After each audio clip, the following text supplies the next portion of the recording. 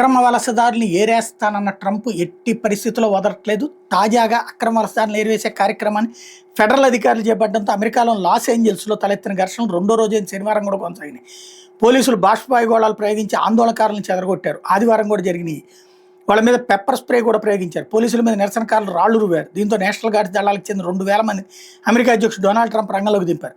California governor Gavin Newsom, Los Angeles mayor Karen Bass పనితీరు మీద విరుచుకుపడ్డారు. ఆందోళన సమర్థంగా అడ్డుకోలేదని ఆక్షేపించారు. ఇక నుంచి నిరసనకారులు ముఖానికి మాస్కులు ధరించడానికి అనుమతించబోమని చెప్పారు.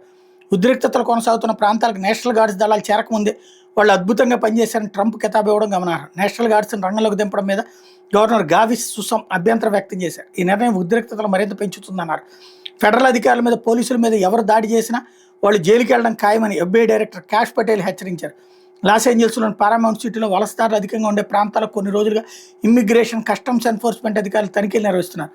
వారం రోజుల్లో 118 మందిని అరెస్ట్ చేశారు. శుక్రవారం 44 మందిని అదుపులో తీసుకున్నారు. ఆ క్రమంలోనే ఘర్షణలు ప్రారంభమయ్యాయి. Service employees international union California అధ్యక్షుడు డేవిడ్ హుయార్డ్ని కూడా అధికారులు అదుపులో తీసుకున్నారు. దీంతో ఆందోళనకారులు ఫెడరల్ భవనం దగ్గరికి చేరుకుని ఆయన విడుదల చేయాలని డిమాండ్ చేశారు. వాళ్ళని అడ్డుకునేందుకు ఫెడరల్ అధికారులు పెప్పర్ స్ప్రేని ప్రయోగించినట్టు ఆరోపణలు వెలువెత్తాయి. అక్రమ వలసదారులు దేశం నుంచి పంపడానికి అమెరికా ప్రభుత్వం తీసుకున్న చర్యలో భాగంగానే వాళ్ళని అరెస్ట్ చేసినట్టు ట్రంప్ సర్కార్ తేల్చి చెప్పింది.